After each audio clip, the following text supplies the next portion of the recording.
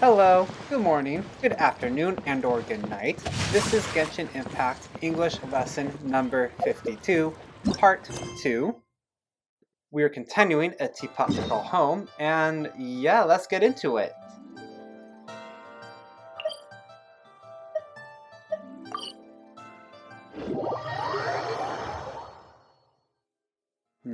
And then, in case you were doing other stuff, you just return over here. And we're going to talk to, I believe, yes, I remember, this guy over here. Miss Yunfei, what is this Oh, about? girl. Are you here to tell me how much I owe? No. What I wanted to talk about is, there is a chance that the Orin laid on those hairpins may not be Smaragdus Jadeite after all. What do you mean? Are you implying that you already sneaked off and found them? Obviously not. I'm no adventurer, let alone a member of the guild. I don't run thankless, time-consuming errands for a living. Let's just say I made some deductions. I'm no adventurer, let alone a member of the guild, nor she is a member of the Adventurers Guild, because this sentence would still make sense if we said nor a member of the guild. The reason in English why we say let alone is more of an idiomatic expression, and it has a combination of two words. One, let to meaning to have something alone or dismiss it, and alone, meaning by itself or exclusively. It amplifies a sarcastic statement, such as example sentence, I don't have enough money for a cup of coffee, oh man, let alone a whole meal. I don't know if Granny told you this, but Smaragdus Jadeite is found deep underground and contains very concentrated elemental energy. If mere mortals come into contact with it, well, they'll be sick in the best case. And in the worst case, they could even experience a dramatic change of personality. It most certainly would not be smooth to the touch. Smooth to the touch. In this context, it's very literal. Because we're talking about a mineral, it is literally smooth to the touch because it refers to a quality of a surface. It could refer to a sensory experience, such as a romantic novella, describing how a person is smooth to the touch when they touch your skin or your hands, arms. Mr. Chow, did you at any time feel unwell while the hairpins were in your possession?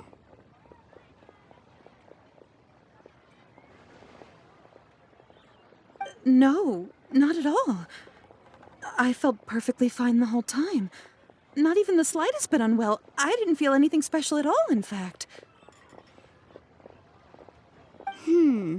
Now that is strange.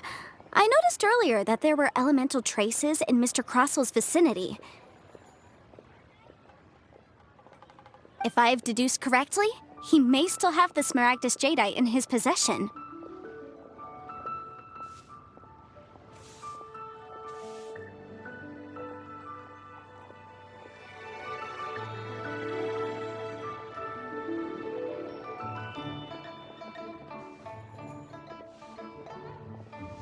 If that's the case, we should go confront him right now and expose his dirty scam right to his face! Absolutely not. If we were to confront him now, there's no way he would admit to it. Eventually, he would find some argument to compel us to leave.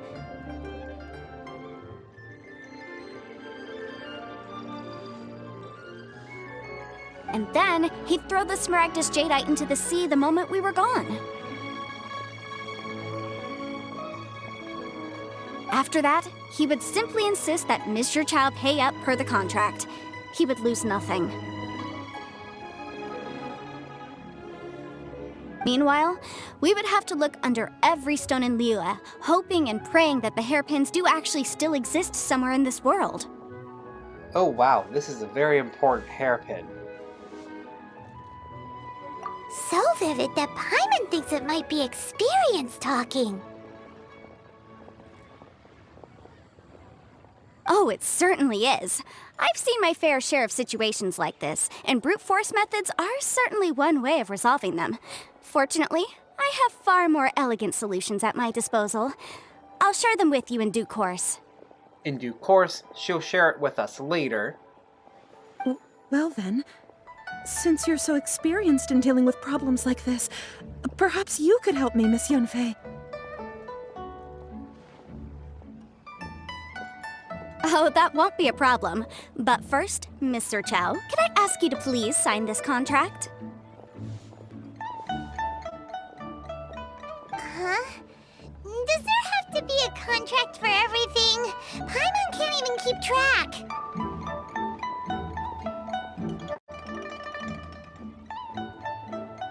It feels like Yanfei is even more concerned with them than a certain someone else we know. These are my formal terms of engagement. Everything prior to now has just been pro bono advice. But for me to investigate any further, I require a written contract. Terms of engagement, the rules, conditions, and boundaries in which how these two parties or people interact. You know, before you even say yes or no to this contract. If you do NDA work, there's always a terms of engagement. And then here, you may have not studied yet, but what pro bono means is a legal phrase, meaning professional work undertaken voluntarily and without payment. This is a real legal phrase in the United States. Simple way of what she's saying. These are my rules. Everything prior up to now is just voluntary advice. And because Yanfei might have given her a free audit, because she said pro bono advice, pay me money and then I will investigate further. Because her client hit a paywall. And this paywall has no skip button. Any work commissioned but not bound by a contract cannot be relied upon. I understand. Then I will be glad to place this matter into your capable hands if you will take it, Miss Yunfei. No problem. Just sign here, and I'll sign too. Okay. Now write your address here, and then sign on this page as well.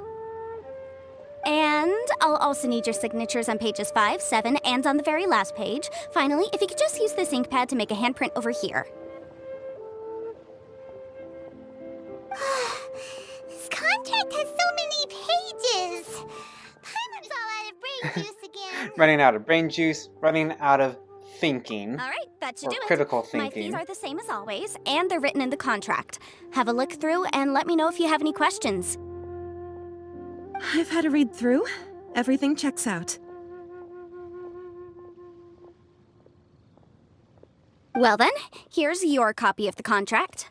I will retain the other copy.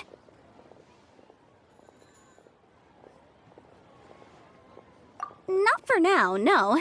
Despite how intractable this problem might sound, it will actually be quite straightforward to resolve, once we've got some things squared away. I don't believe you have been part of an investigation like this before, in which case, hopefully this should be quite the experience. Miss Yunfei, I have to ask, why are you helping me?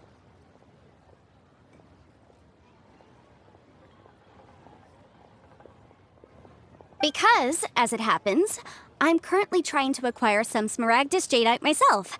I noticed strong traces of geoenergy around Mr. Crossel, so perhaps he has, in fact, secured some. Whether he actually made it into an item of jewelry or not is a separate matter, but either way, it's a lead. As long as we follow it, who knows? We might just be able to get our hands on some Smaragdus Jadeite. Also, the idea of someone abusing the law to their advantage, I won't stand for it. But again, let's not dwell on this. Let's go to... where can we find someone who processes ore? Ah, I've got it! Let's pay a visit to Chateau, the boss of the Jade Mystery. He's a professional when it comes to working with stone and ore.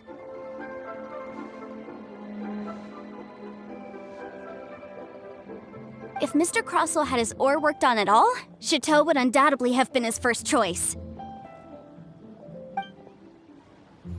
Yeah, let's do that. Sincho or Sinso? Let me know if I'm saying it right. Our community never says his name right. And he's just right in this corner over here.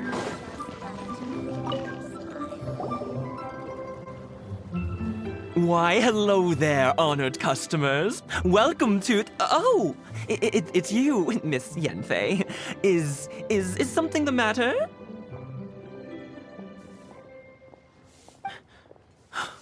Surely not more spurious claims that my jade betting is rigged and no one can ever win? Oh, I swear on all that is sacred. Spurious adjective means something is inauthentic and not genuine. Some consumers believe his jade is a nothing of the knockoff. sort. Has a Snezhnine merchant named Crossell enlisted your ore processing services recently by any chance?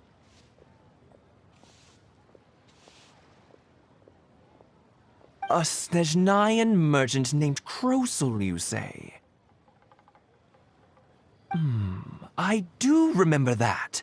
He brought me a piece of ore, claiming that it was Smaragdus jadeite. That was the first time I'd ever encountered it, so I had no way of telling if it was really Smaragdus jadeite or not. But if a customer insists, far be it from me to contradict them. He was quite generous with his money, too, so I didn't give it too much thought. I processed the ore as per his request. Do you have any leftover debris from your work on it?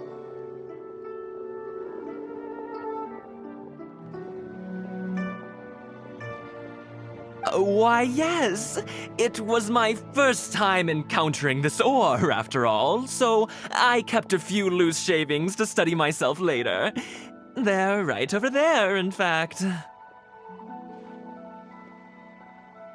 Thank you, sir. We'll take a look at them.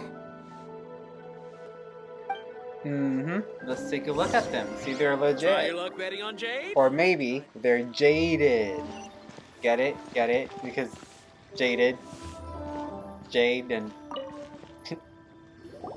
I'm a Sino main. Used to be a Sino main. Huh? If my eyes don't deceive me, the cross-sections and patterning suggest that these are Smaragdus nephrite shavings. Yes, it's not particularly rare, nor is it especially valuable. It's used to make jewelry all the time. I've heard it said that Smaragdus nephrite is in fact the outer layer of Smaragdus jadeite, though no one's ever proven it.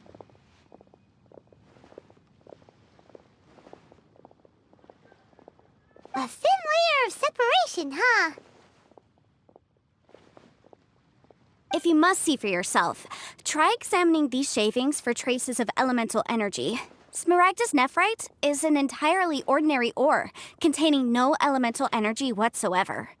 Shavings, small pieces of a mineral, such as crystal shavings. Usually crystal shavings in the US cost about $2 to $20, depending on the size and quality and quantity. Is that so? Well, we might as well give Elemental Sight a shot.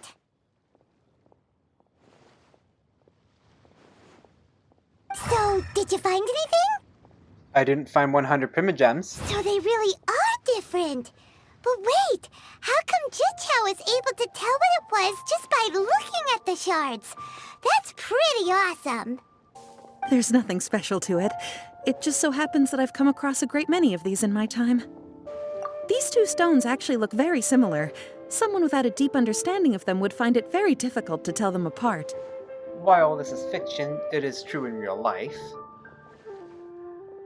There may be only a subtle difference for the casual viewer, but that translates to an astronomical difference in terms of the market price. While it's not referring to space, astronomical adjective, the second definition is colloquial over here, meaning that something is of extraordinary and large value and scale. One shaving of crystal could be cheaper than the other. Even if they are the same size, one could be more of value or very expensive, which makes minerals just fascinating and mind-boggling. It's about the origin and the quality grade, not size. And, I'm sure, a significant difference in the cost of having them carved into shape.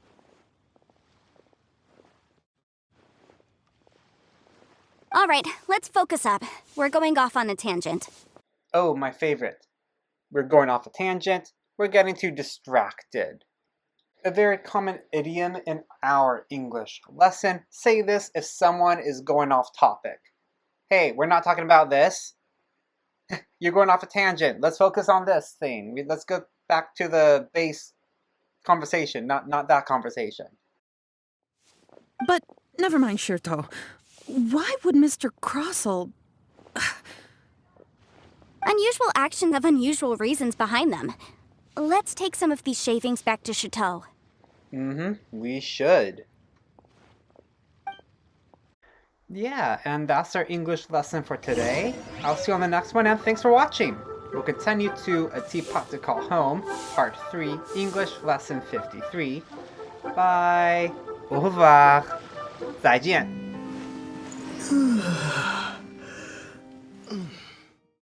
Yawning without covering your mouth. Uncouth.